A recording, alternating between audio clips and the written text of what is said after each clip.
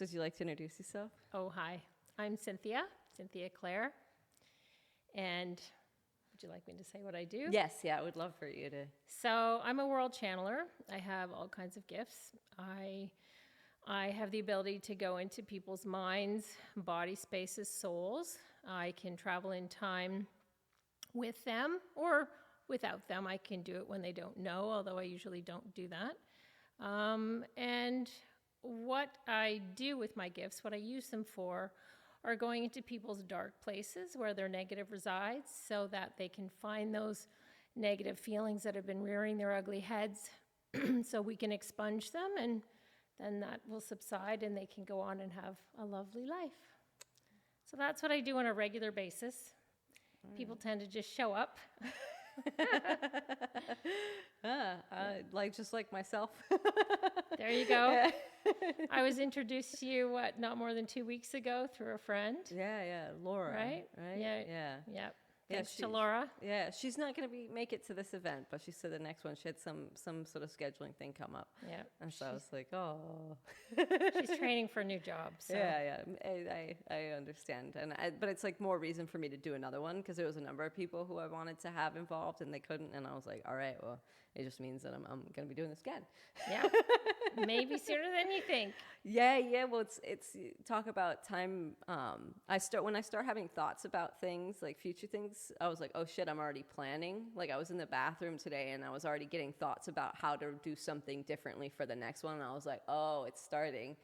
I was like, I'm gearing up already to do the next one. But what I would love to do is if you would be interested in sharing your gifts on the podcast, and then maybe we can swap gifts.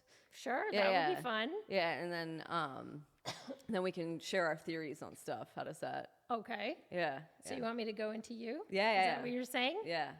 Okay. So I know a little bit about you. I don't know if the people do, but some do, some don't. Well, okay.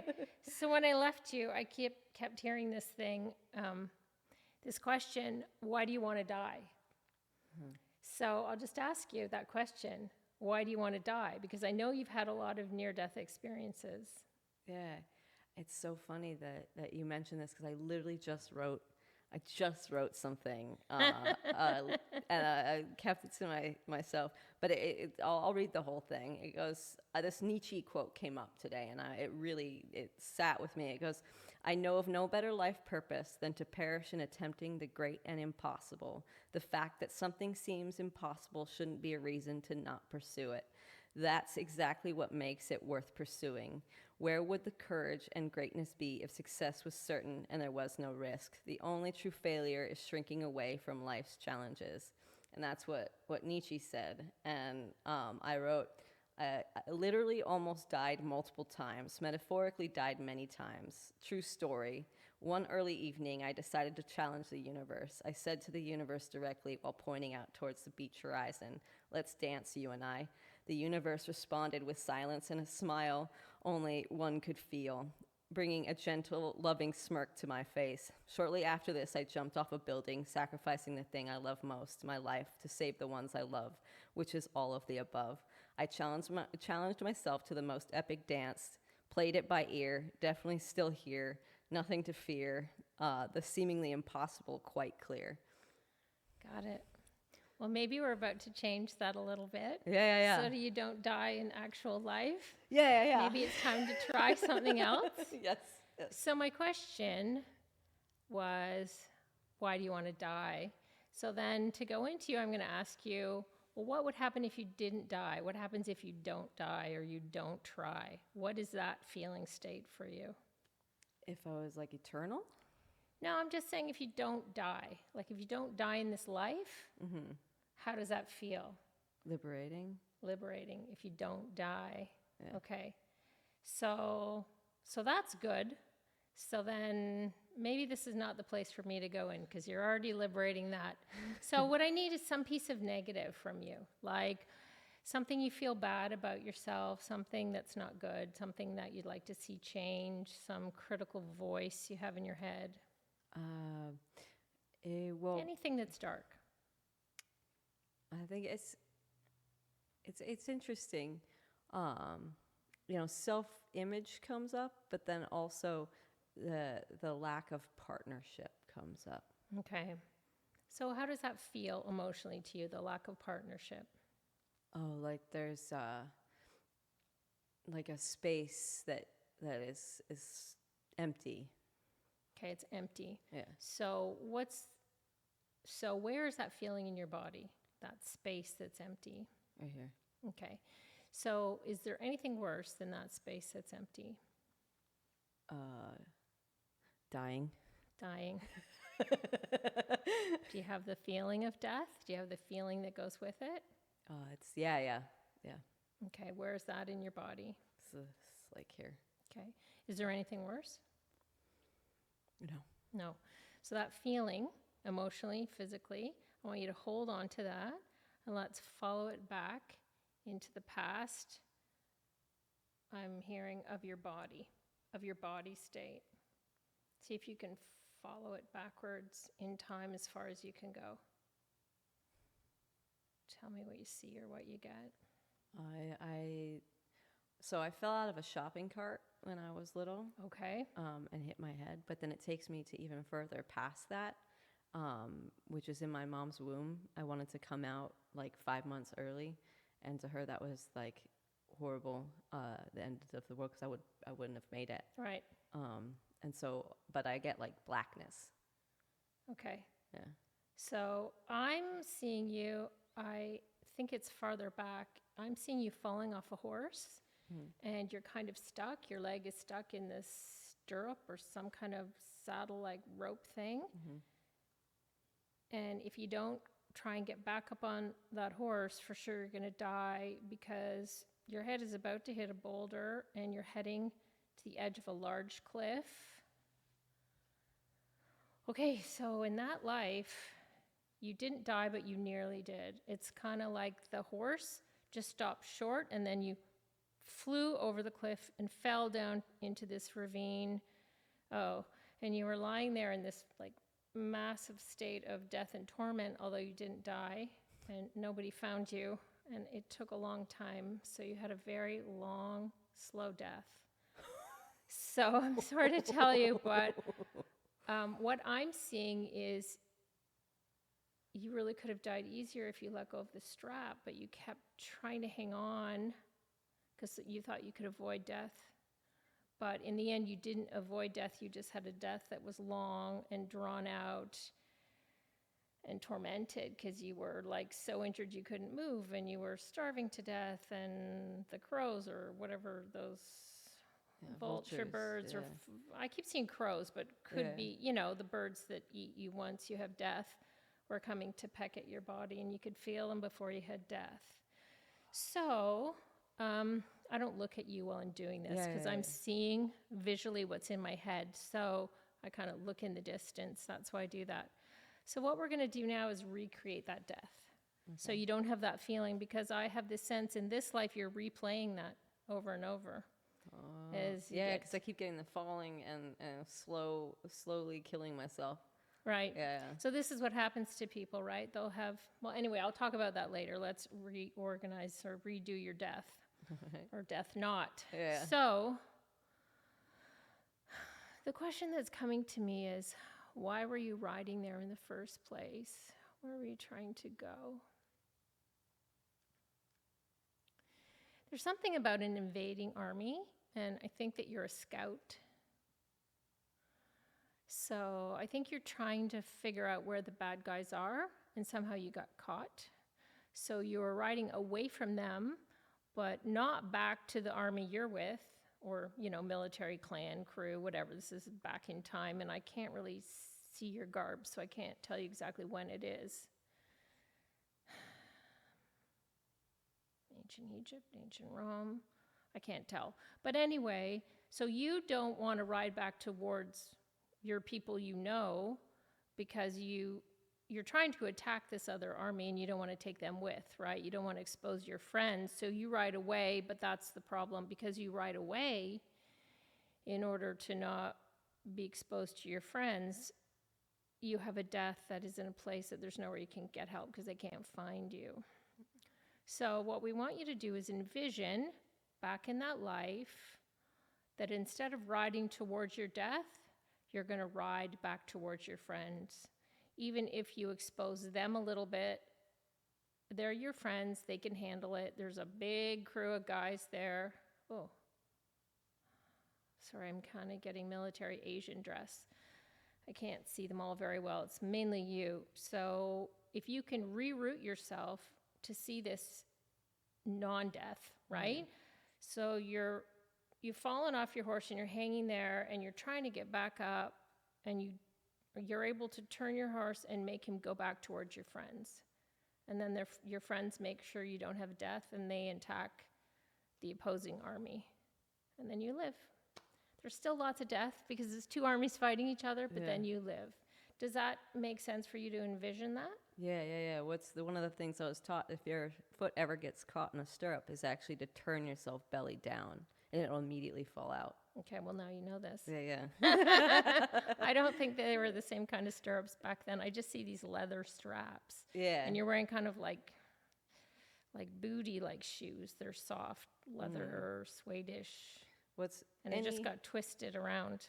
Oh, if it's twisted around, yeah, let's hope that horse. Well, I would envision the horse actually just stopping, versus running off in fear. Okay. Yeah. Okay, that's good. Yeah. So So, however you want to recreate that death, so you don't have death, and it takes you to the time, and you make it better. That's good enough for me. Yeah. I just got that knowing. Like, my understanding is what I do is I connect with your higher self. Yeah. And then it shows me what to do. So it's like I'm reading you. Yeah. Yes, I've always felt like I was in some sort of military, experience because it was just like when things get really heavy and intense, I become very calm and quiet, and because you don't make good decisions, and I can do it at a really high intensity level, and so I was like, that's really militaristic, and I have a very disciplined nature, and when I'm not, I'm very much I know I can do better. Right. And so that definitely makes a lot of sense. Yeah. I think I was thinking that this morning or the other day. I was just I feel like I was in the military of some kind. Well, thank you for showing that to me. Yeah, no, thank you. And what's crazy is I found a lizard yesterday who got his lower half cut off. Uh-huh. And I felt bad for him because I was like, oh shit, he's going to slowly die. I still have him in the box too, because I picked him up off the side of the road. Oh, so he's not dead yet? No, he's dead now. Okay.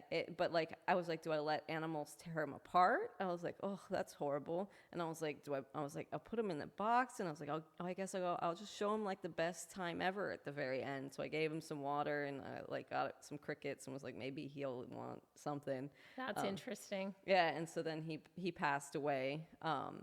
Overnight, and I actually had a vision of him come to me while I was falling asleep. So, it was kind of, it's interesting that you say this, because literally I have this little lizard who has no lower, they're all mangled. His lower half is all mangled. Wow. And he was stuck to the road, trying to move. And I pulled him off. I thought I did it at first, and then I realized that he had been there a while and decided to not let him get squished. Having a slow death, yeah. Yeah, he either way, because I was like, do I put him out of his misery? I was like, I don't know how to do that. I was like, I don't, I'm like, and then I was like, well, I don't know if I'd want to be pulled apart by other animals, or the ants slowly eat him alive. So I was just like, I'm going to put him in the box and do what I did. So it's interesting. So what you're projecting forward, right? Yeah. Is stuff from your past. Yeah. But way past. Yeah. Some people call it past. Some people call it past life past, whatever. Usually we project forward what's in us now. Yeah. And that's what stops us from being in the now. Yeah. So when you have something that you're projecting forward positively, well, that's all good, right? Yeah. We create that. We like that. But when you're projecting forward in a negative way, that's for me to come in and work on something or that's for something for you to work on, because that's come from your past and you're projecting it forward, and that's how we create. Yeah. So our thought patterns create things. It makes tons of sense. Yeah. We just don't know we're doing it. Yeah. Well, it's when it's that far back, I could go into my childhood and go, oh yeah, but like when it's past there, I don't have, like, I've experienced like what some could call past lives, but I never classified things like that, and so for me, it's like what you're talking about really lines up with what I'm currently experiencing. And so, like, I don't necessarily have the reference of what you're talking about, but I have the experience in the present moment that literally mirrors exactly what you're talking about. Just like literally typing this up about death. You asked me that question, then finding the mangled lizard and me concerned about him being, slowly dying to death. Like, yeah. And if you wanted to hire a hypnotic regression therapist, I know some good ones. I'm sure they could work on you and take you back to that moment and you could see it. It's kind of gruesome. I don't know if you want to see it. That's probably why you weren't shown. Yeah. Generally what happens when I work with people, the more we do this kind of work and the more you're used to going backwards, the more then you're shown or the more you can see the stuff in your past. So you went pretty quickly to your childhood state, right? Yeah. Falling out of that cart. So you've fallen out of the cart, had a really bad accident, falling off a horse, fell out of the building. Yeah. Well, let's hope we fix that. Yeah. No. I think your mother will be happy. Your parents will be happy. Well, my brother always gave me a hard time. He's like, "You hit your head as a child," and I was like, "I literally did."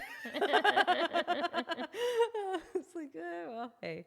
But yeah, I noticed that, like, on one of my paintings, I titled it "A History of Falling," and then one of the bracelets they gave me while I was getting metal out of my leg, actually, they randomly put a bracelet on me that was yellow that said "Risk of Falling," and I was like, I've never seen this wristband before. I'm like, why are they giving this to me now? And then I ended up making a painting with a heart and then called it "The History of Falling." Yeah. And yeah. Well, and it makes sense to me, like when I see that past life and you're slowly dying in torment. Yeah. Why do you want to die?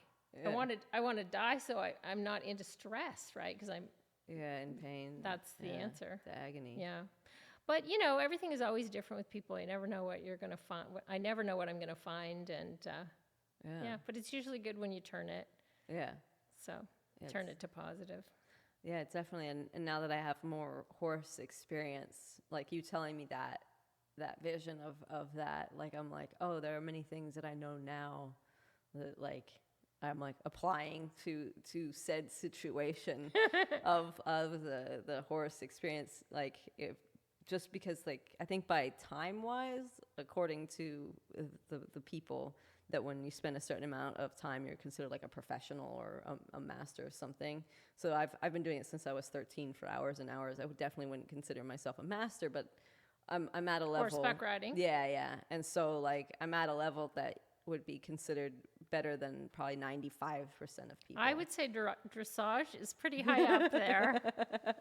Yeah. So it makes sense why I would be drawn as well to the equestrian world, because that experience alone had such an impact that I would want to remain focused on that, because I'm sure, like, just from my experience of falling in this life, like on a horse, like I'm always like, okay, how can I avoid it? Like, how can I be better to not let it happen? But it's like, where did that desire in me come from? Like, it's very intense. The desire to ride or to avoid falling? To avoid falling. Well, I'd be curious. Yeah. You have to let me know if that dissipates.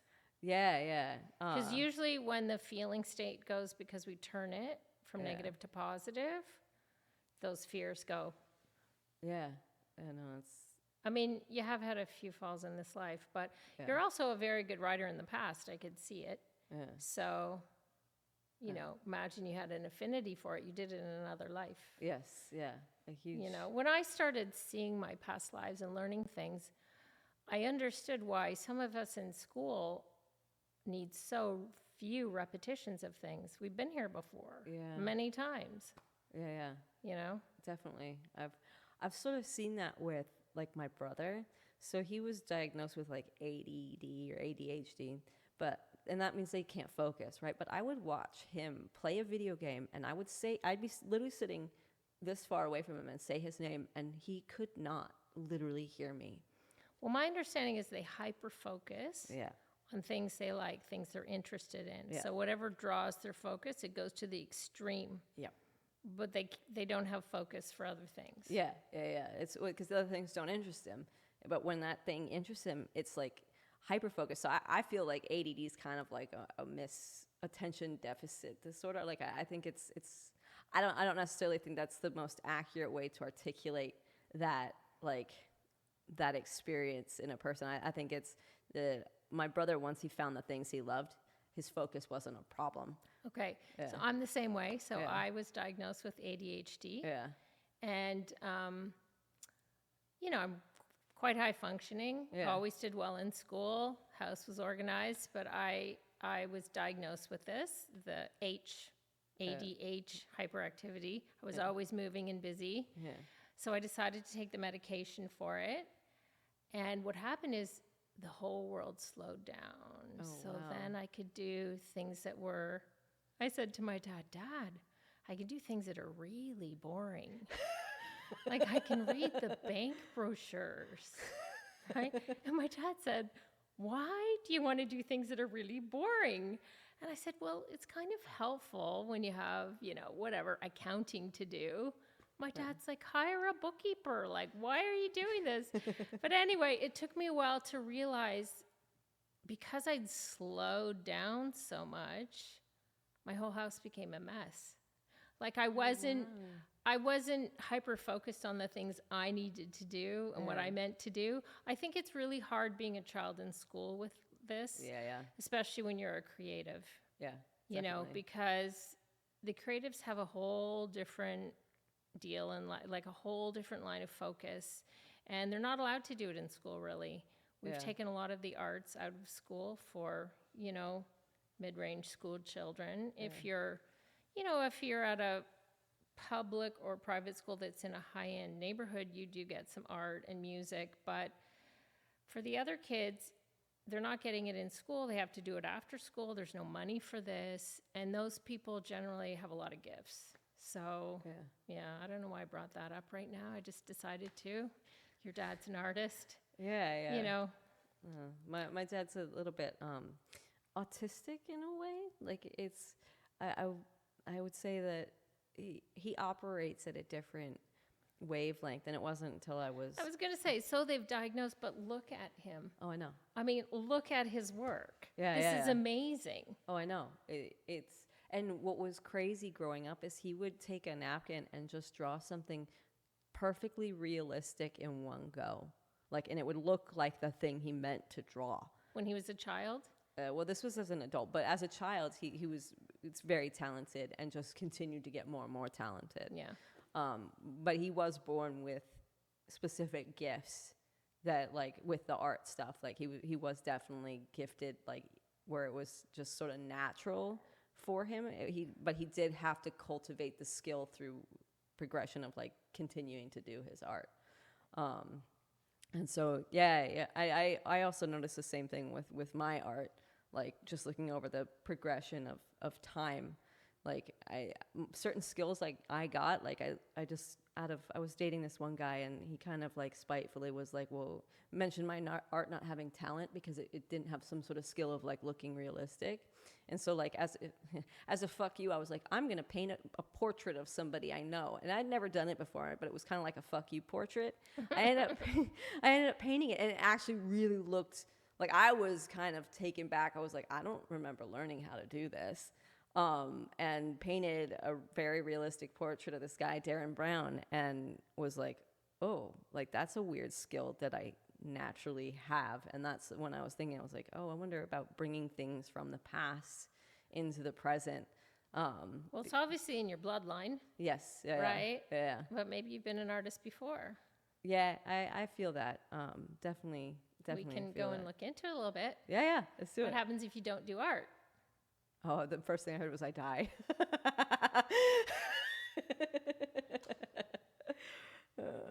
So let me see where to go with this.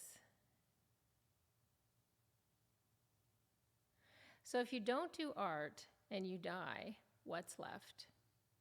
I'm getting what's left for the world to see. It's always, I consider myself my magnum opus.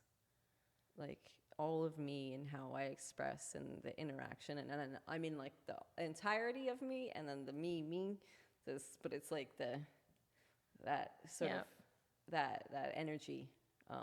And so when you say like no art, I'm like, oh. Yeah, I mean, what I'm getting is what's left, the world doesn't progress. Yeah. This is how we create. Creativity brings flow. Flow brings new. Change means different. Different means new things on earth. Like I often see how artists bring flow that creates change. So they draw it in through them and they create, through music or art. Yeah. Different gifts in the artistic world. I'll just name two. And then that's shown to the rest of us. And I believe that sets up subliminal memory triggers in us to open and go a certain way or learn a certain thing or do a certain thing or come together in a communal way for creativity and change. Yeah. And I just often see the flow that comes into artists' work when I'm working with them or when I look at their art, and it's just a massive energy that's new and in constant change. Yeah. So I don't know why I just gave you that, but there you go. No, that's that this event is part of my art. Like it's because it's an experience as well as a party, but like the art of putting something together at a large scale. Like that to me is an art. Like, setting up timelines, getting the people organized, like connecting all those dots, like that, the invisible art, the energy, the you could almost call it like the thankless art because there's no visual part to it. Right. But like for me, I've come to like, I'd love to leave my name on the planet, but I also know that I don't really need to, if that, like, it's because I'm well aware that everything, in my experience of reality, everything is aware of me and I'm aware of it. So leaving my name on something is redundant. If I want the experience of it, great, but everybody already knows who I am and my legacy and everything I've created and the wonderful person that sits here, and so, but it's like, do I want to have the experience of creating that change and building those things and interacting with people? So it's like, I don't necessarily like need to do it. It's because I love to do it. You don't need to have your name out front necessarily. Yeah. It's if I want to, great, but it's not because I have this desire to be seen and heard. It's like, after all my experiences with the ayahuasca and breaking my limbs and the telepathy and being able to read people's energy, I'm like, oh, we all are connected and we're all well aware. It's if I really truly love to do this, like, then do it if I feel called to do it, but not because of some idea that I'm not being seen or heard. I think that got me to there, like, because I think there was a time where I didn't feel heard from my parents.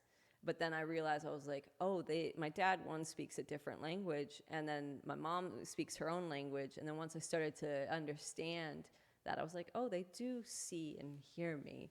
It's like, but it's kind of a little bit, for me, like a game. It's like, if I'm not being totally clear and they don't understand me, it's an opportunity for me to learn to be more clear with myself. And so that's, sort of the changeover that happened. But for me, that's also part of like the art that is creation. And well, and it's interesting for me hearing you say that, you don't produce a product, if you will, a piece of art, but in the end, you've created this art and wellness foundation called Monarch. I mean, that's huge. Yeah. And that will go out. Yeah. And that will change the world. Yeah. I mean, I can see it in you. I did that before when we were together when we first met. Yeah. Things like this can go out so people can create places and foundation for artists to go and people to go that aren't well, that need help, but don't have money to pay for higher end skills and gifts like you and I have. Yeah. Yeah. No, it's so important. I never understood my dad growing up. He was like, oh, school. He literally thought school was stupid. And I would ask for like books and stuff, and he would give me such a hard time. But any art supply I ever wanted, he was just like, whatever you want. Like, here, you want this, you want this. He had no problem. Well, I understand that because that Yeah. was his route, Yeah, yeah, yeah. right? Yeah. But it's not okay for him to display that on Eh, you. We all have our own route, and Yeah. children do Yeah. awful things and good things, you know, and you can't judge them by you No. because their past of their soul is not you, is not your past of you in this life and your soul. Yeah. So, Well, if I had listened to him, I wouldn't have gone to UCLA and studied art history and then actually can now speak on his art from a very educated position where people listen to what I have to say, because I'll be like, I spent hours studying this stuff and know, like, his is good. So, like, you're right in it's that good you sense. followed your Yeah. knowing. Yeah. It's good you listen to that urge. Yeah. I always tell people that voice inside is really important. And we do a lot in life to cover it up. We do a lot to children, basically to learn them to cover it up. Yeah. And, you know, don't be you, listen to the teacher, you know, stand in line, sit in school. And it's not that I don't think school is good. I just think the ways we teach children should be more individual to allow them to move at their own pace and speed with what they want and need. Like, you know, a dancer doesn't always need math to the highest level, and a mathematician doesn't always, you know, need the same things that other people need. So, yeah. No, that's They don't all need to take the same route, which is unfortunately how school is set up for children now. It is. It's very streamlined, like cookie cutter. Like, these are your classes. This is what you do. Yeah, we're going to produce this because this is what you need to apply for college. Yeah. And you need to go to college to be good. Yeah. And that's why many artists drop out and why many people now are leaving school. Like a lot of the higher level business people you see left school quite early to follow their own path. Yeah. Kind of just came out and pushed them forward. They couldn't not do it. Yeah. So, I applaud those people. Yeah, I wanna ask you a question. So, when did you realize that you had these gifts? So what happened was, I'm trying to remember how old I was. So pretty much I've always had these gifts. I just honed them to use them in a different way that's more therapeutic to help people. I had a trauma in my life. My husband left, and I went to therapy. And I had a wonderful therapist. Her name was Dr. Patricia Wisney. She's since passed. But she taught me how to listen to my feelings or hone in and follow them back. Now, she was expecting me to get to this life, looking for my childhood stages. And I learned that voraciously and started doing it every day by myself because it really helped me to find things in the past that were rooted in me and uplift them. And that's when I bumped into the past, like past lives. And I set up a situation where I could just sit and, well, really it started coming out of my hands. All this knowledge I have now, I'd be texting a friend and it's just information would come out. Yeah. So it wasn't like automatic writing where you don't remember. Like, I knew what I was writing. Yeah. And I knew I had a gift and stuff just needed to come out. So I sat down and wrote every day for 2 to 3 hours, as long as my eyes would last, basically. And I'm doing this because I texted it on my phone because, you know, what is it when it auto fills it in, so I could write faster on my phone than anything else. Yeah. And I would, maybe you would call it meditate, but maybe you'd say I got into a trance state, but really I would just sit alone in the backyard with the trees and the birds and, you know, let the thinking go away, all that stuff that tells you you're negative in life. And I would just I would just kind of listen to it long enough till it left. And then I would get these downloads of information. And that expanded my gifts. And I started to get visuals of things. Like, I would get a visual and I wouldn't know what it was, but I'd know, okay, it's time to write.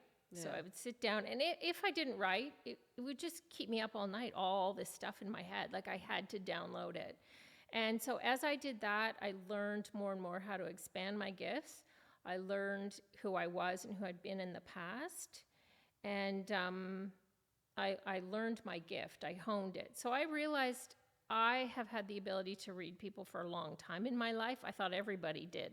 I thought everybody knew what I knew. Like, I thought, you know, when that person came in the door behind me and they felt bad and they were lonely, and I knew, and so I introduced them to the group, I thought everybody felt that other person, right? I didn't know I was alone. I was, most people can't do that. Or maybe they can. I don't know. Maybe if I expose myself more to the world, other people will come and say they can do it too. You know, that's part of my gift now, is showing myself so people can learn to do what I do, because it's pretty easy. What I like doing the most is teaching people how to follow back enough times so that they can follow back themselves, to learn how to clear themselves. So you don't always have to, you know, wait a week to go to the therapist, or if they can't afford to go to a therapist for years, they can learn to clear themselves. But it was over, so I mean, I could always sense and feel people. I was always highly sensitive. I had a hard time, I would say I had a hard time in crowds. I'm very outgoing, but like I remember being in school and, you know, I could tell how people felt in the next room. Like I could tell when things were off. And there was a time where they had tried something new in my school and they had linked up 4 classes together. Wow. So I was just going nuts. That was so hard for me, the intake of all that energetic field in my space. I was sick a lot that year. Or things like being in I grew up in Canada, in Toronto. So being at lunchtime in the gymnasium where we would go and it's winter, and all that flow, you know, I would think of it that I didn't know what it was then, but I mean, now one could say, oh, all that noise or all the it was just so much I had to leave. So I would like walk a mile home in the deep snow when everyone else was in the gym, just to get away from it. And I never liked to be in big crowds like Times Square. So like, oh no, maybe I should follow that. Maybe it's a past life somewhere, but you know, it's just, you know, I think I've always had this. I think I just learned to hone it. My grandmother could always feel us, and my mother can feel me. Sometimes, you know, if I've had a big stress, she'll contact me and say what happened.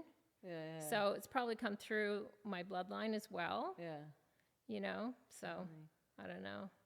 That's very cool. I have similar situations.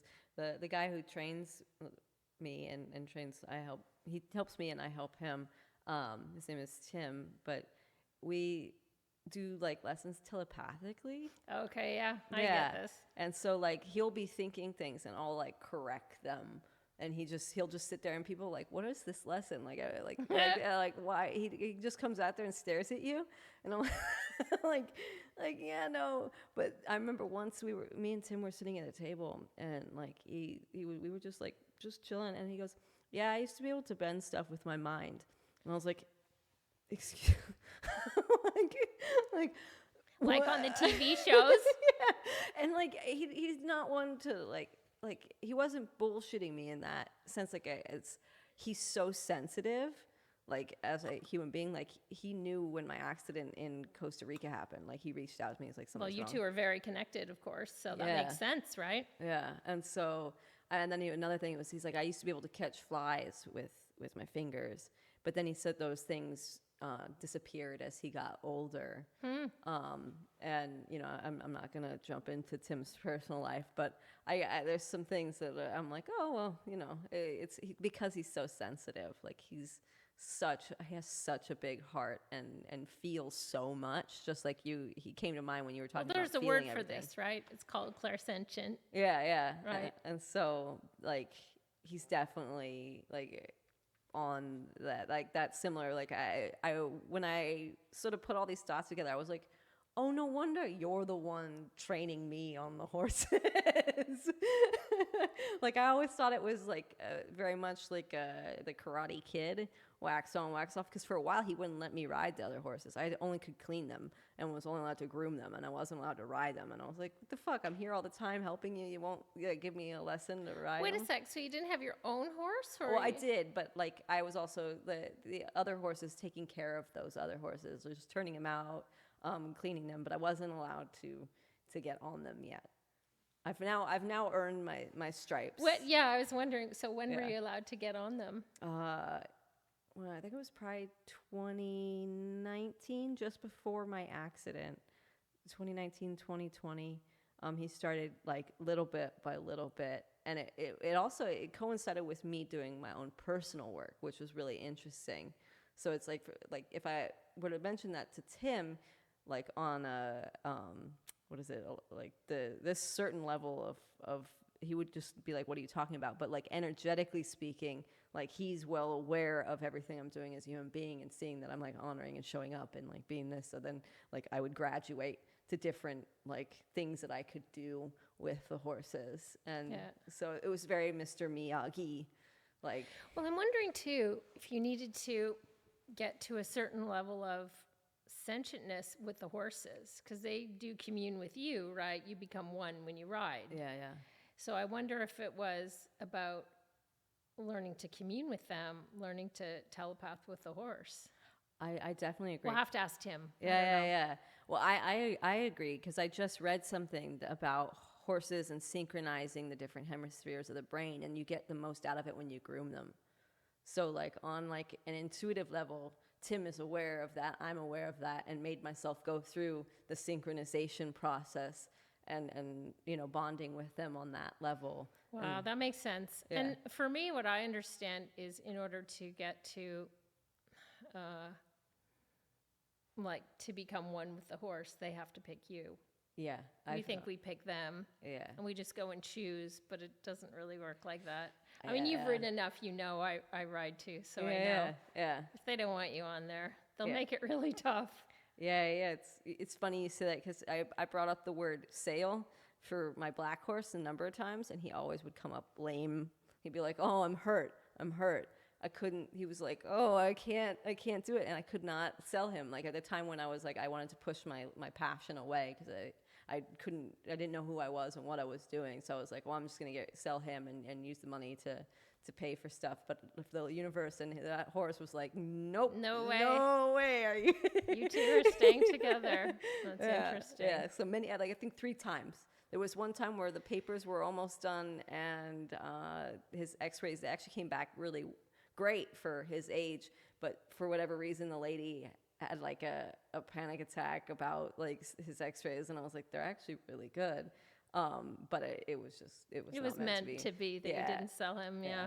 So, I and I'm very understand happy that I didn't. So, well, it's interesting you telling me about Tim and your telepathy. I have something similar to share with about my physical therapist. So I was going through physical therapy at a time, and I did a type of physical therapy called red cord, where they kind of suspend you in ropes and on belts, so your whole body is free to move, so you can get deep inside. It's awesome. I'll introduce you if you want. It's the best kind of physical therapy I've found. I mean, there are many kinds of physical help you can get, but it's an awesome type. Anyway, so my physical therapist and I'd be working. You know, I'm lying down, and she gives me the exercise to move, and I start doing it, and then I'd say, well, my body wants to do this, and I would just let it move. It's like, it's hard to describe if you haven't felt it, but I wouldn't move it, it would just move. And she'd say, oh, that's 2 levels up. Okay, let's go. Or I'd start to move, and she'd say, oh, I see you're doing the next one I wanted you to do. And that's when we realized we could telepath. And we do it a lot. That's super cool. Yeah. I have a question for you. So, like, somebody that I know that I have worked with was speaking to me telepathically, and I knew what they did on the weekend, so I was aware that they could potentially be at this place. But then they telepathically told me to show up at this place at this specific time, and so I showed up at this place at this specific time, and they were literally there, and I got a spot out front. And it all just lined up perfectly. It was like the universe parted the seas. But when I got there and I had already spoken to them, they were like, what are you talking? Like I could see, they didn't say that, but their face and their eyes were like they were like, I know this is possible, but had no reference for. Yeah, so you're sensitive enough to pick up their stream of, or sentient enough to pick up their stream of consciousness, right? Yeah. Or they do not know they're sending it out. Yeah. They're sending it. Yeah, they definitely were sending it, because like literally they were there at that exact time. So I was just like, So it was great for me because I've been speaking to them telepathically for a while, and I was like, am I really hearing what I'm hearing? Because with Tim and I, we have the horses and that what we do that sort of confirms that. But with this person, I was like questioning it a little bit. Yeah. But then when I showed up and they were literally there, I was like, oh, okay, I am talking to you, but you're not aware of it the way I'm aware of it. Right. You do it enough. Yeah. And then Yeah. you can read people's thoughts. Yeah. At first, it's kind of weird, right? Yeah. Like, at first, it's hard to believe because it's not our normal world. Our normal world is to speak or email or text or whatever, WhatsApp, whatever. But, then you have the gift and you use it enough to know. Yeah. Okay. So what's been happening to me lately is I'll think something wherever I am, not even with people I know, and it'll come out of their mouth. Oh, I've had that. And it kind of freaks me out sometimes because then I think, well, what do I know I'm saying in my mind or thinking that I don't know that I'm thinking that is negative, right? Yeah. So anyway, I'm just learning how to hone that gift. Yeah. Or I'll think stuff and they'll do it for me. I'm kind of like, thanks, but I was going to do that, but thanks. Yeah. So I don't know. Yeah, that's interesting. I've had similar stuff. When I take THC, I notice that there's a number of interesting individuals who dip into my mind a lot easier. Interesting. Yeah. So I've Well, noticed. what is that, do you think? Do you think they're on the same wavelength as you, or do you think? Yeah, because looking at when I was on the THC, the ones who responded either were a heavy user of THC or used THC. So it was like almost like getting on that same frequency that those people were communicating with me in a different way. It was really subtle, but it startled me because I was like, I was just thinking these things. Like I'm like they're responding, and then like it would spook me a little bit. And now I'm like no, I don't get spooked by it anymore. But at first, I definitely was a little bit like, what the fuck? Yeah.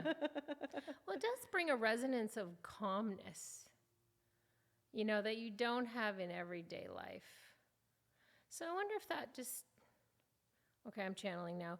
I wonder if that just curves the rough edges of the frequency so you have the gift of seeing more. There you go. Yeah. Definitely.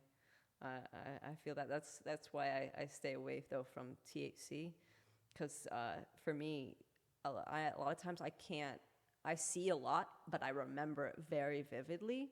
And so when I expand like that, the things I see, I have to know that the likelihood I won't unsee them, where it's like, or I'll see a lot and sometimes it's more than I want to see or more than I'm ready to see. Like, are you going into other people's lives or? My own, just more consciousness and like the expanded understanding of me and that in a less human way. It usually for me, it goes beyond human experience and more of like, what is it, like sacred geometry and seeing like the fractals and the blending of things and how that dance of the interplay work. And so like when I first did that, I was like, it totally fucking freaked me out because I was like, that was too much. And you can't like, for me, I was like, I can't unsee it.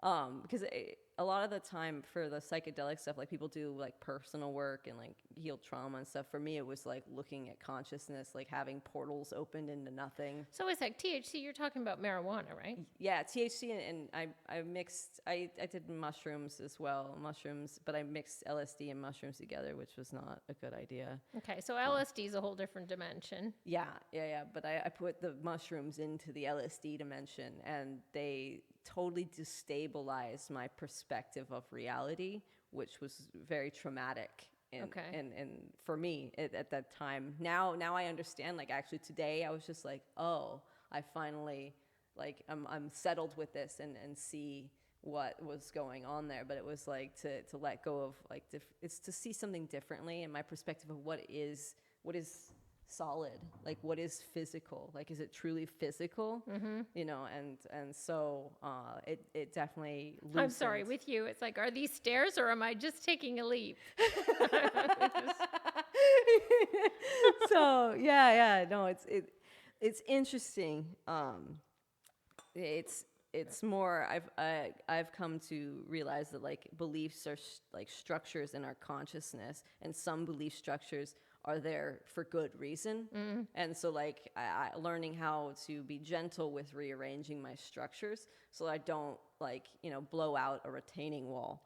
I totally understand this because as I downloaded a lot of information over a 5-year period every day, it's like I had a slow build. I mean, my understanding was in order to transition from this place to this place, you need to build a bridge, right? You can't just go from kindergarten to college and have the knowledge in between. You need to, So I think I did mine at a much slower pace than you. Yeah.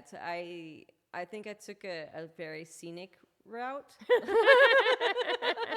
Like looking at my whole experience, like I could have done what you did, which is do it slowly, because I had noticed that I was understanding myself and consciousness before I met my ex, who was really into psychedelics, and I was growing as a person and really wanting to do better for myself and continuing to explore like different psychic gifts and things like that. But then I met him, and he's like, these are great, and he peer pressured me and a lot of other people into doing it. And so I took a scenic route, which was like the psychedelic route. And I'll never know if going the other way, I feel the other way would have still got me to where I needed to go for myself. But I decided to take this other route where I ended up like blowing off the roof, taking out this wall that was like a support beam, like blew out the back door. Yeah, it's a lot to take in all at once. Well, is psilocybin, are mushrooms psychedelics? Yes. Oh, okay. The ones I took, the magic ones, psilocybin would be the magic mushrooms. Yeah. But yeah. No, I don't mean portobello. I'm not thinking of the type we eat for dinner in a restaurant. Yeah, so I definitely now am more gentle because I realize how sensitive I am to things. And is it also dependent on how much you take or do? Yeah, I've always, with psychedelics, had to do less because the visuals come on so strong, and I really lose touch with the physical form. Yeah. And so, and that's really destabilizing when I'm very attached to my physical form. Yeah. Okay, I get that. Well, I think with me, what happened is because I was able to go so much higher up on my own, because I did it every day kind of for years, that when I finally tried psilocybin mushrooms, it wasn't a big tweak. Like it was like, okay, yeah. I mean, I just understood it. Yeah, you had a more. It wasn't a whole different world for me. Yeah, you'd done your homework. Whatever. I took this. I don't know if I want to say I took the slow route. I just took a different route than you. Yeah. I built a bridge. You leapt. Yeah. I just jumped. It's the story of my life. There you go. So yeah, it's good. I definitely, but that's part of the reason like of building the foundation and doing that is I want to offer all of these things in a less Wild Westy way, and that's why partnering with Dr. Green is like I wanted it more in like an understanding but comprehensive way in where every avenue is looked at, so it's not just like somebody off the street who's like, I know this thing because it makes money that I'm going to start doing it now because I don't have my purpose in life, so this must be it. But drugs sell themselves easily. You don't have to do much to sell a drug. The drug is what it is. But like lots of cultures with all these different psychedelics, over the years, you always had somebody who was born into it, so they spent their entire life basically either being a shaman or some sort of medicine person within that community, and they would put years towards doing something like that. And to me, like looking at that, I was like, well, there must be a reason for that. Like that our history, they keep repeating this part of it. Like, and it's like looking at the neuroplasticity of the mind and these drugs, like, and looking at my own mind that I had to put back together, like I had to rewire a lot of stuff that I created in that basically neuroplastic state. And because I didn't have a good team of people helping me or some sort of shaman or wise person, like I kind of just threw myself into the fire. Yeah. not the way to do it for some people. Yeah. Some people like to leap, but my understanding of a Yeah. good shaman is they go on the trip with you. Yeah. So my sense is, like me, they can see what you're in, Yeah. and then they can help you process, because it's not just about the trip. Yeah. You know, you can do psilocybin or ayahuasca or whatever, and you can have your trip, but then it's like, well, what does that show you? What do I need? What do I need to learn? What can I process afterwards? Like, a lot of people work as healers and they just take you on the trip and then you're left. Yeah. And, you know, what I do is take people slowly back or on without the use of drugs. Yeah. Which you need sometimes for people. You need drugs sometimes for people who are in extreme trauma. Yeah. Like, some people are so blocked that, you know, they need hypnotherapy where they're regressed in a way that suppresses their emotions, or, you know, they need to, like, I can work with people when they're on marijuana so that they can see their past. Yeah. You know, some people have blocked their childhood. The problem with that for me is then I can't do, while they're on, you know, weed, they can't do the work to process the emotions of their past. They can see it and they understand it, but then the energy doesn't leave them and it doesn't get transformed, if that makes sense. Did I explain that in a way that you could understand it? Yeah. But So my work is about movement of energy. yeah. Right? Yeah. So you were saying that with the marijuana, it's harder for them to move that energy, or without? So for example, with you and I, what we just did, following you back to that horse moment. So, no, that's not a good example. Sorry. I'm just trying to think. So you're going back to your childhood that you've blocked, right? So maybe you're less stressed if you do it when you've smoked weed. So you can follow back to see it with me, right? And I can see it too, but you can't release the negative emotions that are trapped back there. You could just see it. Do you know what I'm saying? And for me, for my work with people, what I need to do most of the time, I mean, clearly I shouldn't tarnish everything with the same brush, but once you do the work to find that negative emotion that's trapped in your body, because you can feel it, right? You could, and then you release it and transform it to positive. That's a huge gift, because that's a big change for the person. So seeing it and knowing and understanding it's there is one part. Yeah. No, it's interesting. I've had the same idea come to me, that psychedelics show you the door, and if you see it, some people think that they've gone through it. Oh, right.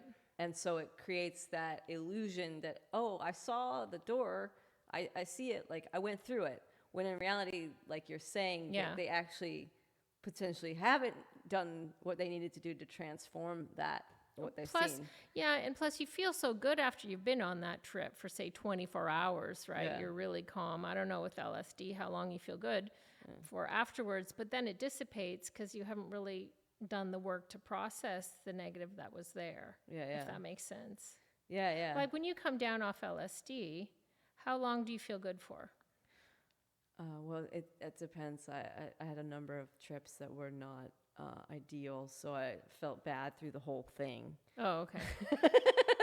But then somehow I had a high, but I always feel like there was a pretty even, like I would come down and need to like sleep and recharge. Yeah.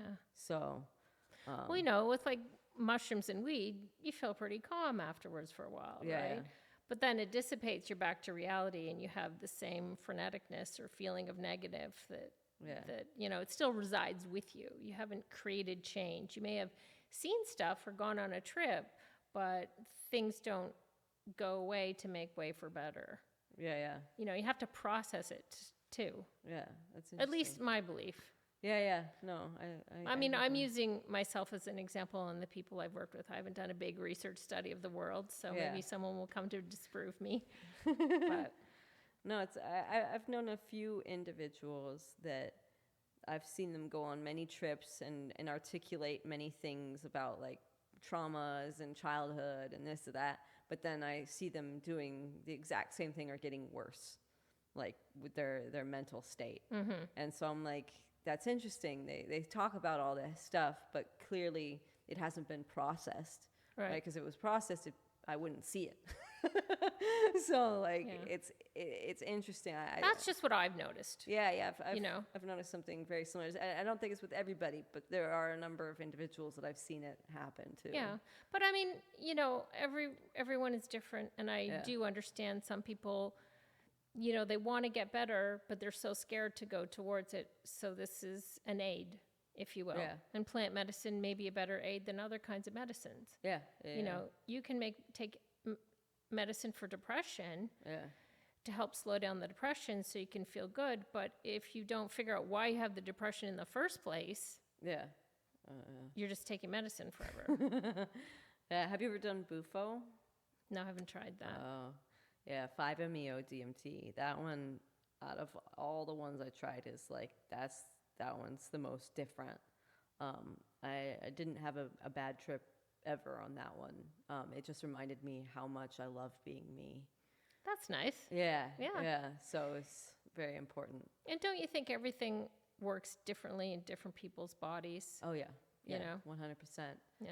And it's funny, my friend brought it up to me that the 5-MeO-DMT is actually the one that comes from an animal, and the rest don't. Oh, what did they come from? I don't know Plants. much about it. Oh. Yeah, plants, all of them that I know of, other than Cambo, which is the poison, but you just puke your brains out. The frog poison? Yeah, I haven't done that one. I did that one. How was that? Yeah. You know what? I did it twice. Yeah. The first day, it cleared me, so I felt so good, so euphoric, really heightened energy. We worked on lung points. Mm-hmm. Second time I tried it, we worked on different points. I don't know what they were, but vomited, diarrhea simultaneously. That didn't feel so good, and I didn't feel so good afterwards. So I don't know, good and bad. Would I do it again? I kind of feel like, well, I've tried it. That's enough. Yeah. Yeah, no. I'm not dying to puke in a bucket with this stuff. Like I can, the thing with me is I can get to a higher place without it, but I am curious to try ayahuasca.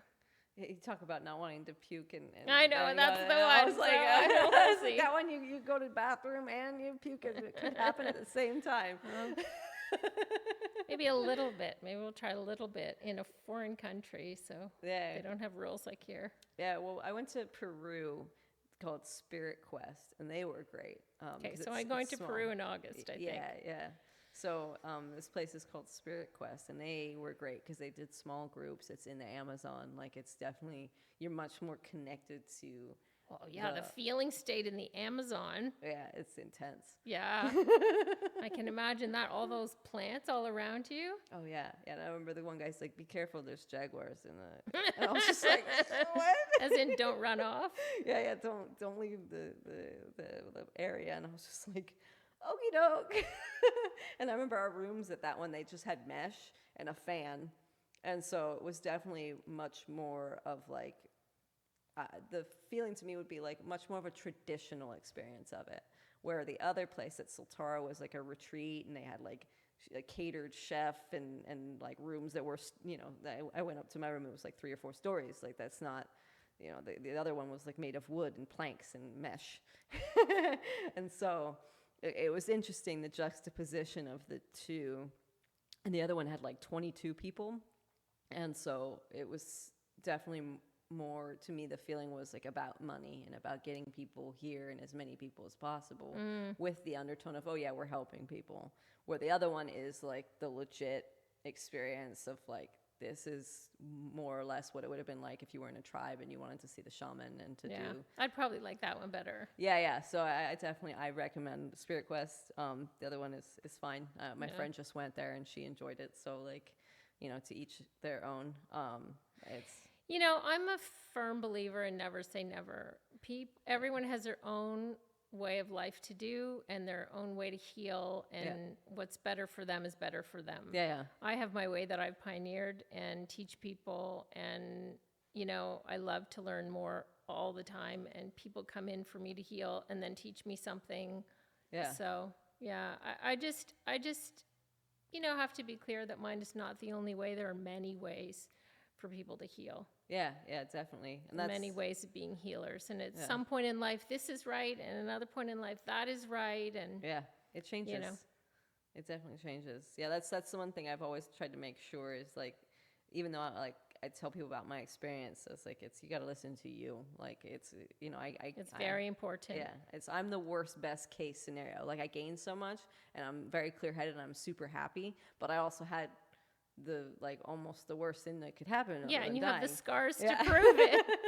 And so it's like, to me, I just say, listen to yourself. You know what's best for you. Like I wouldn't know, and so that's something that's been very important to me as I've been going forward. And that's why for these events, like I want to include everything, even if there's something that I don't inherently have like a profound relationship with but I've heard others that have like it changed their life. I'm like, to me, I'm negating something like that. What if it has potential for other people? Like I don't want to exclude something just because I haven't had a personal experience with it, because it would be weird to have me have like a personal, profound experience with everything. Like it's just not, to me, like it's possible, but let's just include things and make a well-rounded picture, and not just because it benefits me only.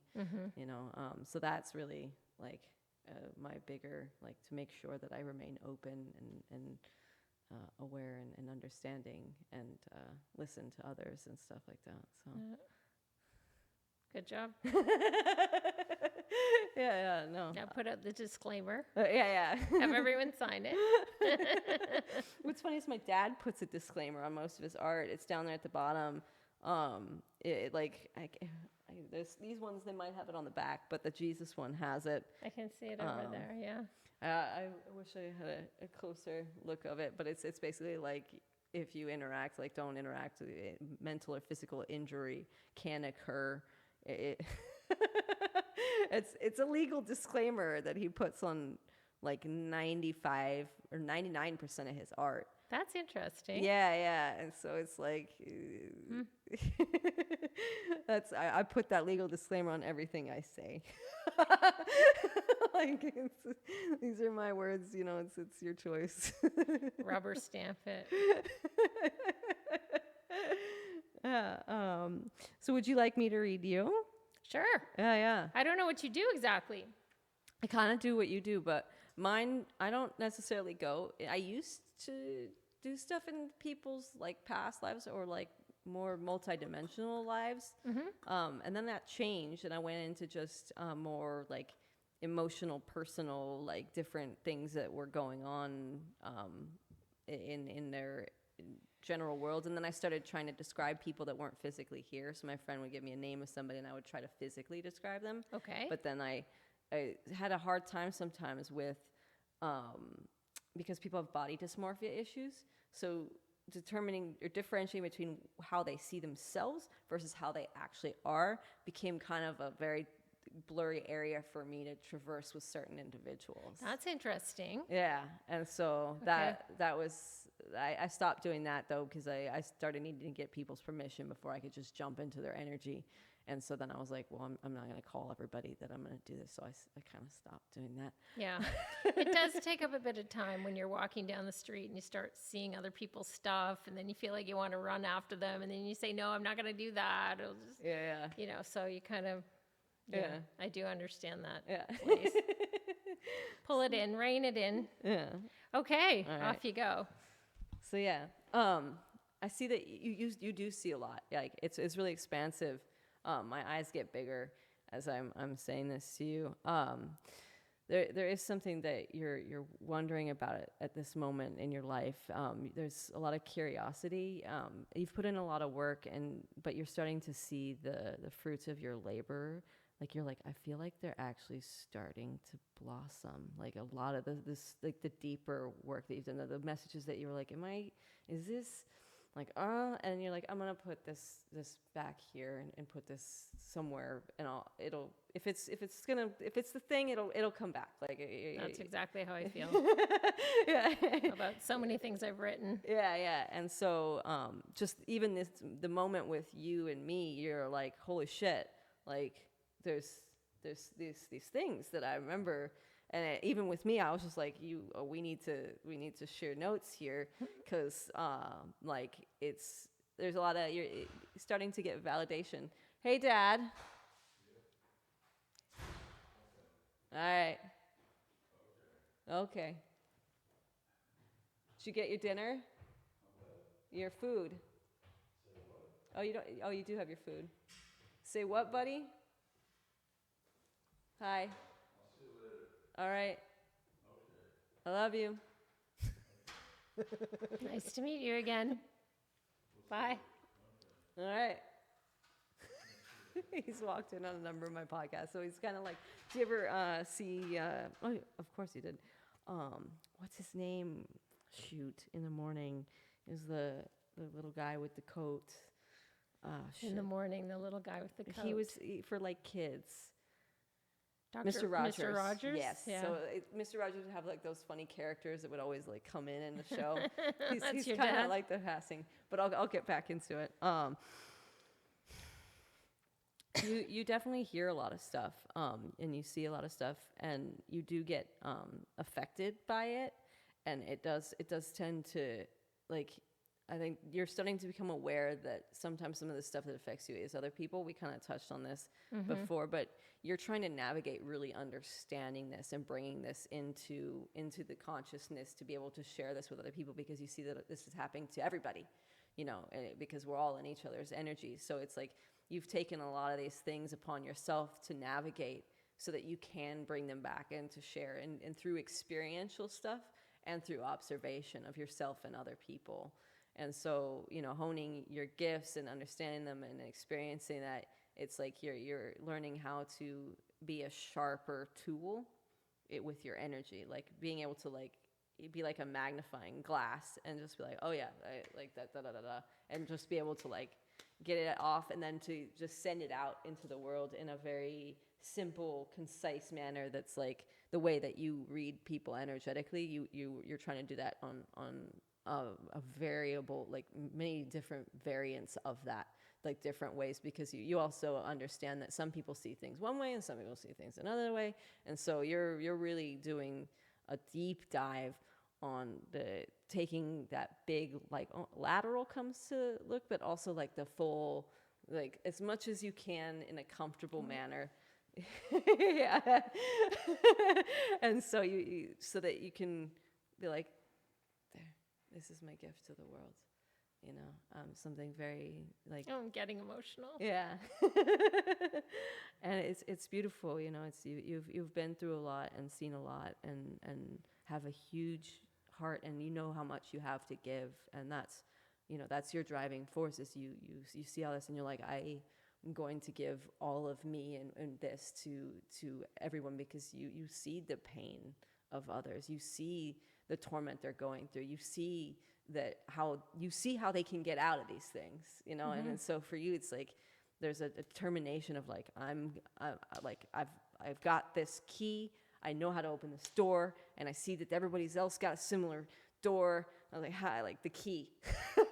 And so it's like learning your own so that you can bring that forth into the world. And that for me, like that's what's coming up is our meeting together and coming to understand that we both are our own individual pieces of the same puzzle in a way, and helping to bring forth what our understandings of ourselves, so that our stories can be that, and articulating them in a clear and concise manner, and that requires us to both be very clear channels with ourselves and to be really honest with ourselves and with others.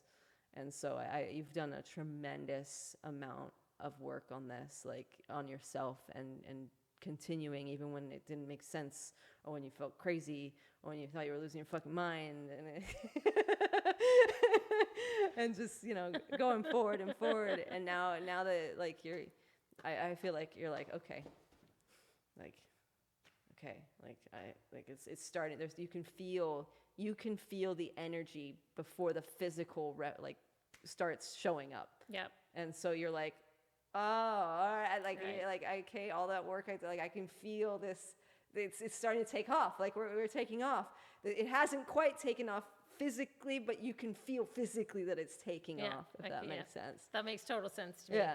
So yeah, that's how'd I do? I can really feel it coming. I call it lift off. Yeah, same. Because a lot of the things, thank you for that, by the way. Yeah. A lot of the things I had to experience myself or with others that I'm close to, like my children. And, you know, traumas and stuff aren't easily begotten. Yeah. And it's a gift to be able to take them away. Yeah. And to be able to do that for people just puts me in such a heightened state of happiness. Like, it's so glorifying. It's so glorious to be able to take someone who's so down and lift them up in a way in like a day, you know, just create a big turning point for them or just pull out a big piece. Yeah. And so I've done it on myself a lot before I could teach other people. Yeah. So I had to be way down in order to come up, in order to get this gift or hone this gift, you know, of what I was to who I am now. Yeah. And who I'm going to be yet, I still don't know, but I'm being shown quite clearly what I'm to do on Earth at this time. Yeah, I definitely feel that. Like, it's solidified in it, you know, in a way for you, and you're just like, okay. I had to laugh when you said I'm crazy. Like, you know, it was a gift to not feel crazy after a while. I had to really go after that a lot. That one was in another life. And, you know, all this stuff would be shown to me, or I'd see things, you know, and I'd see things in people or coming off them, and I just started to wonder, like, am I really going crazy? What is this? You know, or when I first started seeing my past lives, I didn't know that was a thing.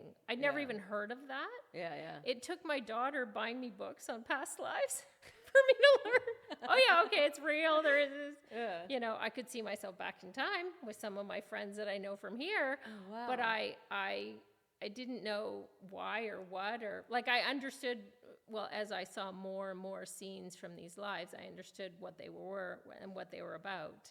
Yeah. But it did feel a little crazy. Or I'm feeling you. I'm seeing things in you. Yeah. I know it seems a little crazy, but would you like me to tell you about it? Yeah, you know, good thing I started with my friends, but thank gosh I'm past that stage. Well, thank you for that. But thanks for that read. Yeah, it's good that you have a beautiful energy. It's a high energy. You definitely. Thanks. I felt like fluttery, like around, and so I don't sometimes get feeling sensations when I do it. Sometimes it's like comes through. Yeah. So I just like go la, la, la, la. Sometimes I'll get feelings and things like that. Sometimes I get visuals. Not so much when I read people recently. No, it's been more just language and just chatting it out. Well, that's a gift in itself, right? Yeah. So it's cool. It took me a long time to learn that sometimes what I was feeling wasn't me. Yeah. That I was picking up the resonance of others. Yeah. You know, I had this neighbor move in, and somewhere around that time I started feeling this body part of mine was particularly ugly, and I thought, well, that's weird. I've never even noticed that before. Like, why am I thinking this now? And I kept wondering, and it kept going on, and I was like, what is this? I'll have to go after it. And then I happened to go and clear her one time, and she mentioned to me at the end, she had a problem with this, and I thought, oh my God, okay, it's not mine. I'm feeling it through the wall. You know, it took me a while to realize what was mine and what was of others that I had picked up over time and left in me, if that makes sense. Like, I think we're all passing energy back and forth. I can't see it all the time. I generally see it mainly when I'm working with people. I have friends that have gifts of being able to see the energy all the time. But, like, just think as a kid, you're picking up energy from everyone around you. Yeah. You know, when you're incubated in time in your mother's womb, you have all her frequency in you, and that's what your brain is made of before your spirit comes in and lands in that. Yeah. Interesting. That explains so much. Yeah, like imagine if we could heal all the mothers. I mean, that's what the human race comes through. Yeah. Like, what a gift. Yeah, definitely. You know, a lot of the stuff that I worked through, it definitely paralleled my mom on a very, very deep. Well, you deep basically level. ingested in utero, This is right? So the state she was at is the state your brain was formed at. Yeah, yeah, yeah. No, I did a huge writing about that. And then I was talking with one of my friends who's a doctor, and she was like, oh, yeah, they're doing research on that now. oh, wow. So, yeah. That's all that stuff is definitely, I think, going to be really enlightening on the world. You know, and I think it's when you realize how connected we are, and like how in tune everybody is with each other in reality, like it changes things. It does Yeah. when you start to understand that. Yeah, yeah. It's for me, like I was like, when I realized that I could pick up on people's thoughts and energy, I was like, and they can pick. I was like, oh, like I better start doing my laundry. Like they're gonna smell my shit. So Well, that same with me. I mean, I didn't phrase it the same way, but yeah. Like if they're saying what I'm thinking, what am I thinking? Right? Yeah. So there's the warrior code, and it's like to basically operate like everybody's watching. Well, that's pretty tiring. Yeah. It's whoa, what was that? It feels like something fell off a piece of art. No, it broke from over there. I'll find out what that was. That was strange. Oh, maybe it did. I don't know. Interesting. But yeah, I forgot what I was saying. There's no one else here, so. No. I see the pieces on the ground. I'm trying to identify what the heck those pieces were. But Do you want to pause and go and look? No. Okay. I'm like the curious cat. Yeah. Yeah. I forgot. Do you remember what it was? Warrior code. Oh, yeah.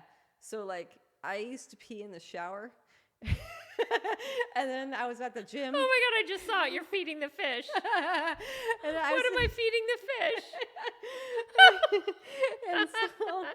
and so, yeah, I just was like, everybody knows I peed in the shower. I was like, I would do it at the gym, and I was like, oh no, like everybody knows I'm peeing in their shower. And then I started hearing people telepathically, and the people that ran the gym, and they're like, don't pee in my shower anymore. And I was just like, oh. So this is all telepathic? You're getting this back to you? Yeah. And I was just like, because for me, like the ayahuasca experience opened me up to that connection to everything. And then I was just like, oh, I need to, for myself, clean up my act kind of thing. And then I had my accident and had no choice.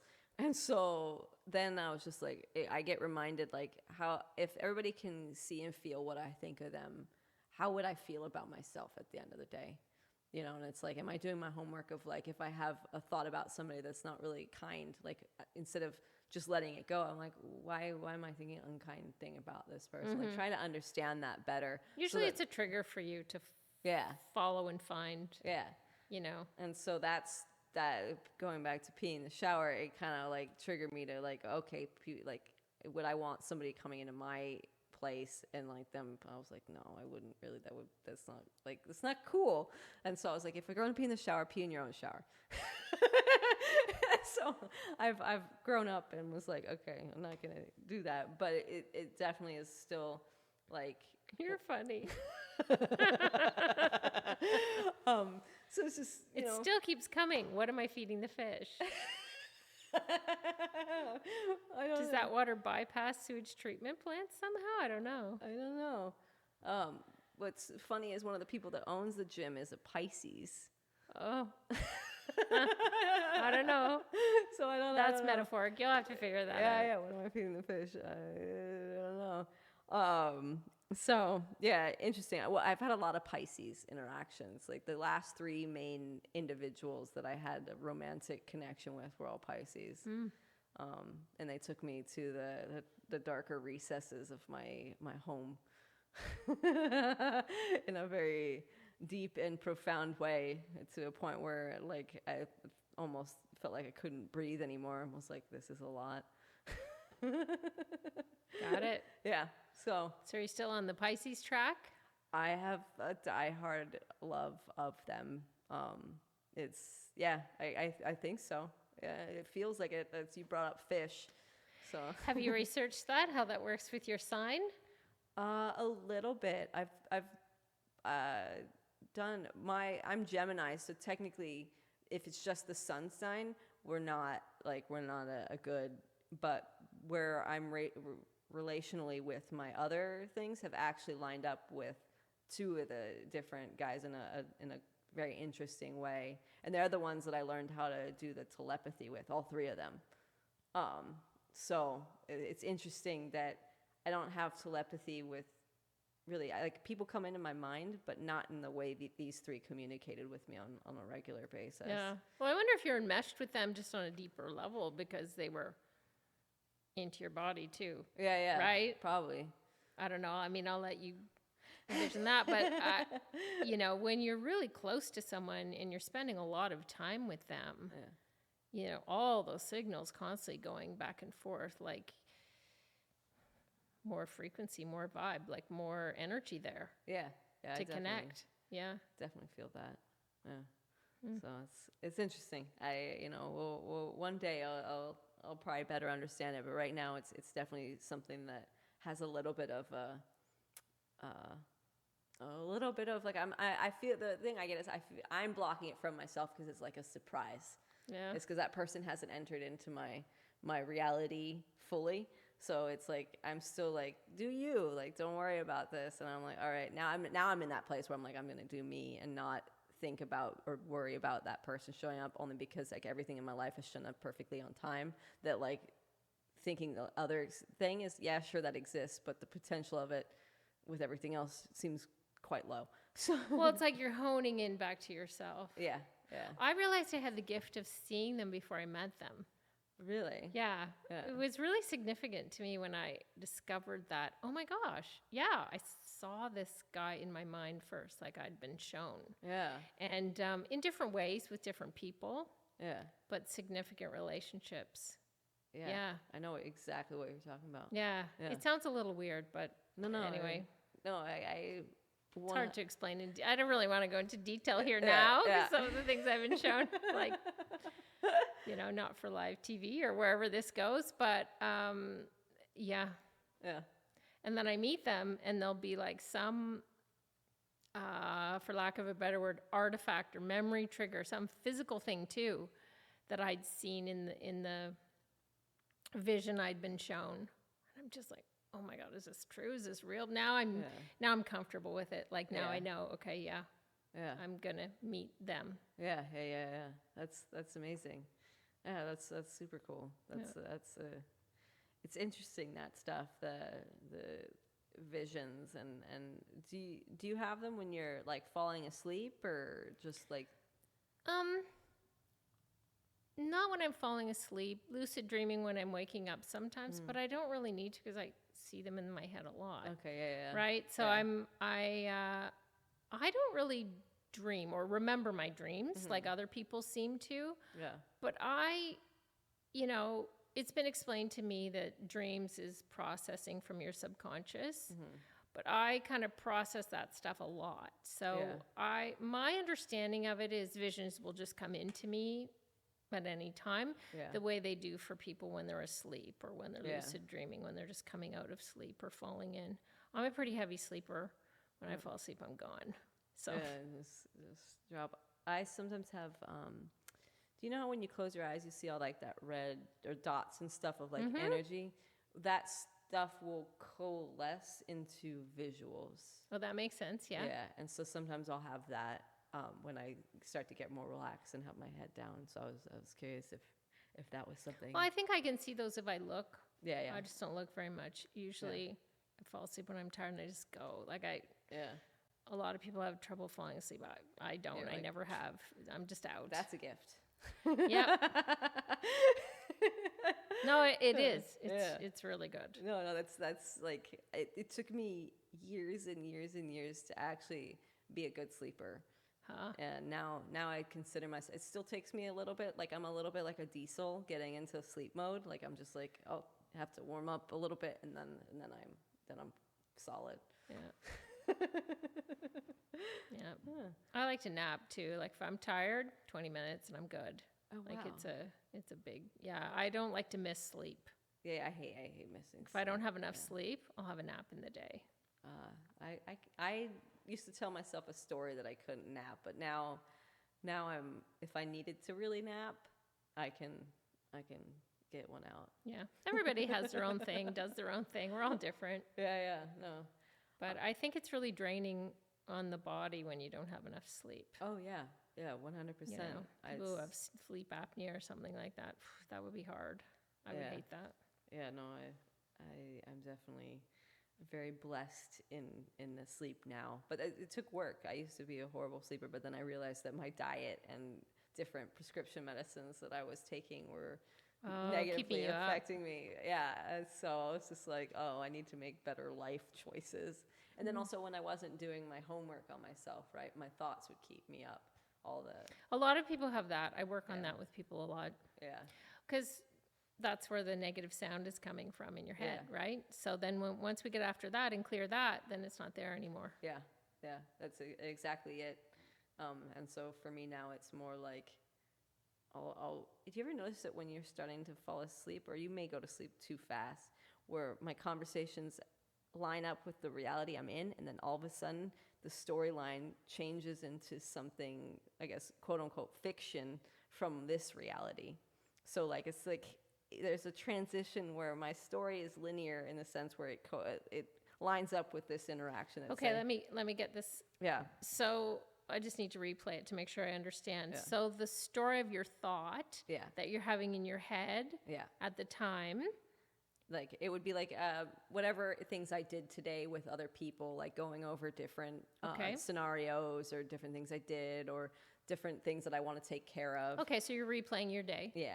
And then all of a sudden, it changes to basically a fantasy where it's no longer actually the story of the day. And then I realized, I was like, wait, this didn't happen. It's interesting. So it morphs into a creative space. Yeah. That's cool. So I've caught that transition a number of times, and that's how I know I'm entering into a different state. Huh. Yeah. No, I fall asleep too fast. So I was like... So one of the things I did find, the more I explored my past and my past lives, is a lot of things in this life that I thought were imagination or fantasy were from past lives. Interesting. Yeah. That makes so much sense. Yeah. So when I hit them, I'd get a trigger, on the surface every day in this life. I'd get triggered with something negative, and I would sit down and follow it back. I have my methods that I teach people to do. You can do it too. I'll teach you. Yeah. And then I would go back into the past, and it would take me to a moment in that past life, and I go, oh, there's that guy that I thought was a fantasy, when I was 12. Yeah. Or, that kind of thing. Or there's that person, I thought I imagined that. Yeah. No, I'm not saying our imagination is not a conduit to a higher time. Like, it's clear to me that it is. Yeah. We bring in a lot through our imagination. But yeah, sometimes that's the way it would go for me. So it was kind of interesting figuring that out. Yeah, that is really interesting. Because I get a lot of visuals and like fantasy kind of stuff, but since now for me, one of the guys that I dated, one of the Pisces, he was like, you showed up in my dream, you're channeling me. And I was like, I think it's a two-way street, but but then it made me see dreams and visualizations differently. Like that when that person actually shows up, that it's two of us connecting in an energetic way. Where before I was like, oh, I'm dreaming about this person, and I had a disconnect, right? But he helped draw that connection that it's actually both, like he said it was me channeling him, but it's both of us channeling each other. But that's the story of that relationship. And so it's interesting for me because then I started to realize that I was actually communicating with people in that different realm or different headspace. Right, but they don't always know. Yeah. Right? Yeah, they don't necessarily articulate just like your it. telepath awake during the day of being in that parking spot going to that place. Like the other person didn't really know, but my understanding is your higher spirit is talking to theirs, or your Yes. higher soul is talking to their, like you can communicate, but they don't know. It's like astral travel. When you astral travel and you go see someone, Yeah. right? I don't know if you've done that before, but they don't know. Yeah. Yeah. Well, the cool thing with one of these other guys, one of these other Pisces, what we did. Hang on, caveat. Maybe I should say they don't always know. I don't like to make, blanket statements about everything. For me, the understanding I have is they know, but they don't have the conscious awareness of Right. it. And then there's some people who do, right? Yeah. They say, okay, let's meet in this place. And I don't know exactly how they do it because I haven't done it yet. But that's what I was going to say. I've done it. oh, have you done it? Yeah. So that was cool. my next story, was that me and one of the other Pisces guys, we were like, let's meet in astral space. And like, Okay. I had told him I had done it with somebody else, which was actually one of the other Pisces guys, and then my friend Brandy. And I told him, I was like, well, I'm not going to tell you how to do it. I go, you figure that out. And so then we had like a 5-day sequence of showing up in each other's dreams. And sometimes if he went into a deep sleep, I was like looking for his text message on my phone in the dream. And he's like, at that time, I was actually in like a deep fucking sleep. And I was like looking, I'm like, where are you? And he's like, I'm coming soon. It was crazy. Like, So wait a sec, you're both asleep doing it? yeah. We both meet in the okay. dream space while, like before when we're conscious, we like made the agreement to meet in the dream space. And then we actually met in the dream space. There was one dream where we kept missing each other. And then at the end we met up and we're like, oh, I kept, missing you. And in his dream, I did the exact same thing where I kept, and each one lined up perfectly to his dream and my dream, but also if he was awake and I was asleep, or if he was in deep sleep and I was in like a low sleep, each dream thing like lined up perfectly. That's cool. Yeah. So it was really a very fascinating experience, and something like to run with another person was like, oh, like you can consciously interact with people in the physical world, in the astral world at the same time. Yeah. Wow. So that's interesting. Well, just anything is possible, right? yeah. So I think just setting that intention, if you find like somebody who is open to that, like you can just set the intention with them and see if you can make some sort of connection happen. Yeah. Well, I have a friend, she took a course, I can't remember whom it's with, but they learned how to set up spaces in the astral world where they would meet. That's so cool. At one point they were like, okay, we're going to set up an amusement park. Yeah. So they would, you're lying in bed awake and you astral travel to this place where you meet your other friends who are lying awake in a different country, in a different space. Yeah. I can't do that yet, but I haven't really tried. Yeah. But yeah. Sounds fun, but I'm a bit too busy. Yeah, I'm sure the time when it's right will present itself. Yeah.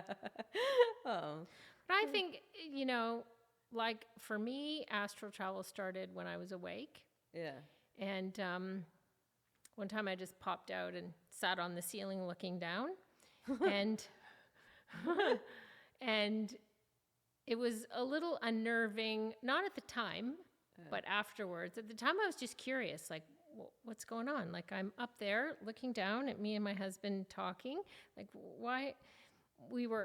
He was angry about something and I was in fright and I just popped out. And so that was the first time I did it. And then that's when I learned it's possible. And another time I did it, my dad was having surgery in another country. Well, he was in Canada, I was in LA. And I wasn't able to go for the surgery, and it was pretty serious surgery. But I knew he was going to live. Like, I just had this knowing, like, he's going to be fine. Yeah. So I knew it would be okay. So I sat down on my sofa at the time of his surgery and was just, like, reflecting, thinking of my family. And then all of a sudden I had this feeling that he died. And I was like, oh, my God. And I popped out, and I was there on the ceiling of the hospital room looking down at his body. He was having open heart surgery, and so it was like everything was opened out, and all the equipment and all the doctors and nurses, and I said in my mind, Dad, you weren't supposed to die. And he said, I didn't. I'm up here. And I looked up, and we're like lights. It looks kind of like sparklers. That's how it looked to me. And he's like, come look at all this machinery and equipment, which is like exactly who my dad is. So he's taking me for this big tour of the hospital room. And I'm like, oh, okay, good. You're still alive. Somehow that abated my fear. And then, we're talking a bit, and all of a sudden he says, oh, I have to go back in now. And and I wake up on my sofa. Wow. So it was an amazing experience. Yeah. And because I'd had the other one first, which was little, I wasn't really afraid. I knew it was real. I didn't think, and I talked to my dad later, and he didn't know. He didn't remember anything. But it was good we could communicate on that level. My dad's very open-minded, as is my mom. But, so, I think I would have never understood it. Nobody could explain to me how that feels, in life, unless I'd had that experience. Yeah. And then, so I can't make myself do it, although I have friends who are like astral travel healers. Oh, wow. Yeah, and they do it all the time, and they work on people's bodies to help them heal from physical illness. But I just seem to, I don't know, it just happens to me. Yeah. That's It's cool. interesting. But, I think what I learned from that experience in life, anything is possible. So when I hear about a lot of ways people do things that are ulterior methods or different, not the normal way we do it in life, I give it credence because you just never know. Like, I used to be a mom driving carpool. Like, who knew I could channel people's minds, see their inner thoughts, see inside their body or their souls or their past lives? Like, I didn't know I could do that. Yeah. I know. It's an incredible gift you have. So we're coming up towards, how many? We're almost at 2 hours.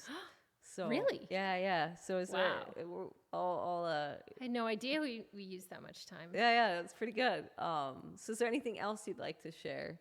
Well, I just want to say it's really nice to meet you. I met you last time, but this is the second time we've been together. And I think it's such a gift you have to share with the world setting up this event, Thank you. to bring healers together and create a space for people to learn about healers like us. I would have never understood what I could do if someone had have explained it to me. I think being shown and having the experience of something like, mindfulness or all these different things that you're showing people, I think it really goes a long way to helping people hone their gifts and helping people learn. So I just want to thank you for that. Thank you. Yeah, no, thank you as well. It's amazing.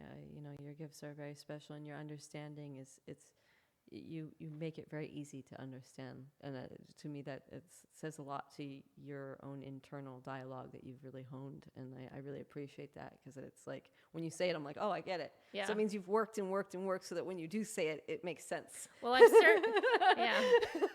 and I've certainly learned it from the inside out. Yeah. So, that makes it, I think that makes a difference for me. I don't think it's something you can read in a book, but maybe one day I'll write a book. Yeah, definitely. All right. Well, thank you. That's it. We are. Thanks. Woo.